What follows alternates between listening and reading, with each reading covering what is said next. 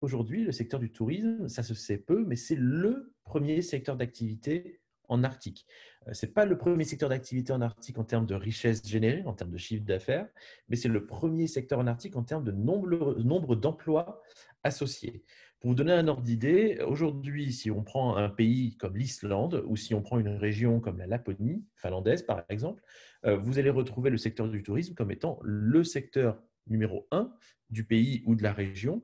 que ce soit en termes de nombre d'emplois ou que ce soit en contribution dans le développement de l'économie. Puisque, en fait, quand on prend en compte le tourisme, il faut prendre en compte pas juste le secteur du tourisme au sens tout simplement du voyageur qui va venir dans ce pays pour découvrir l'Arctique, etc. Il faut aussi prendre tous les métiers qui sont qualifiés de indirects, tous les restaurateurs, tous les métiers de la culture, etc., qui font partie de ce secteur du tourisme. Sur l'impact environnemental du tourisme en Arctique, en fait, il faut distinguer vraiment deux types de tourisme, évidemment. Il faut distinguer le tourisme de masse, qui a un impact environnemental très important, et le tourisme qu'on peut qualifier de tourisme d'expédition, tourisme de yachting, qui, lui, a un impact évidemment minimal. Le tourisme d'expédition et le tourisme de yachting est un tourisme évidemment haut de gamme, puisque vous allez avoir des petites infrastructures pour un petit nombre de passagers, de touristes, et de fait, ça va coûter cher, évidemment. Sur le tourisme de masse, ce qui se passe, c'est que vous avez des mouvements contre justement le développement du tourisme de masse qui émergent dans plein d'endroits de l'Arctique. En fait, au fur et à mesure que le tourisme de masse s'est développé, donc évidemment en Laponie, en Islande, et puis sur le Svalbard, mais petit à petit, ça commence à émerger dans d'autres régions, pensez à l'Alaska par exemple, vous allez avoir des ONG qui vont peut-être pas forcément se mobiliser contre le secteur du tourisme, mais des populations locales qui vont se dire peut-être qu'on est en train de scier la branche sur laquelle on est assis. Puisque du coup, ce qui se passe, c'est que plus vous avez du tourisme de masse, plus vous avez un impact environnemental sur les sites d'intérêt.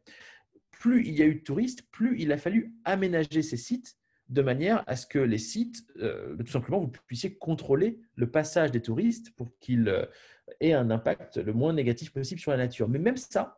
ne suffit pas, dans le sens où, même avec de l'aménagement, il y a toujours un impact environnemental important. Imaginez toujours plus de bus au diesel, imaginez toujours plus de gens qui partent un peu à droite, qui marchent un peu n'importe où, qui ne suivent pas un peu les règles. Donc, c'est pour ça que, avant même que les ONG et en fait le WWF, par exemple, s'était quand même engagé depuis les années 2000 pour justement préserver l'environnement par rapport au secteur du tourisme en Arctique. Donc, même si les ONG ne sont pas forcément aussi présentes que pour le secteur du pétrole ou du gaz ou des minerais, par exemple, il n'empêche que ce sont les populations locales elles-mêmes qui réagissent en disant peut-être qu'il faut mettre des limites avant qu'il ne soit trop tard et qu'on perde justement la singularité qui fait notre intérêt. Aujourd'hui, vous avez deux dynamiques qui ont lieu. Vous avez les pays ou les régions qui sont dans une démarche de justement bâtir des infrastructures pour attirer un tourisme qui pourrait de plus en plus être nombreux, quantitativement parlant.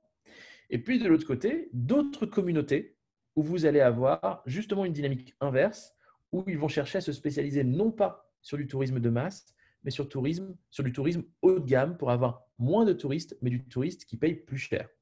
pour des produits et des services de plus haute valeur ajoutée. Donc la distinction, vous allez la retrouver très clairement. Côté russe, on va chercher la massification. Côté Alaska, vous allez retrouver cette dynamique-là aussi, mais en Alaska, vous allez retrouver un marché qui va être exclusivement américain. Ce que vous allez retrouver au Groenland ou dans l'Arctique canadien va être complètement différent, puisque là, on va avoir donc des communautés principalement inuites, d'ailleurs, on retrouve une homogénéité à peu près là-dessus, où vous allez avoir une approche qui va consister à dire on n'en veut pas des gros paquebots. Les gros paquebots du Svalbard, où ils sont 3 000, 4 000, 6 000 sur le bateau, donc c'est-à-dire qu'ils peuvent être 10 fois plus nombreux sur le bateau que dans notre propre village même, on n'en veut pas. Et on n'en veut pas parce que de toute façon, on ne saurait pas le gérer. Si jamais le bateau a le moindre problème, on n'a pas les infrastructures pour aller sécuriser les gens, pour aller les sauver en mer, ou s'il s'échoue, ou si le bateau a une avarie et qu'il s'arrête dans notre village et qu'on n'a rien pour les accueillir, ça va être un bordel sans nom. Du coup, dans l'Arctique canadien et au Groenland, oui, il y a une démarche d'essayer de faire monter le secteur du tourisme, mais sur une base un peu plus haut de gamme, avec des produits et des services un peu plus élevés, de manière à avoir plus de touristes, certes, mais surtout un touriste avec un panier moyen, donc une dépense moyenne qui est plus élevée. Chez les tours opérateurs qui font du tourisme de croisière, de yachting d'expédition, donc haut de gamme et de petite taille, qui, eux, cherchent à bâtir tout un, on va dire, un environnement d'ambassadeurs de l'Arctique. Faire venir des gens qui, derrière, quand ils rentrent chez eux, ils puissent dire, j'ai vu l'Arctique, j'ai vu où ça en est, il faut le protéger, et qui s'engagent pour ce faire.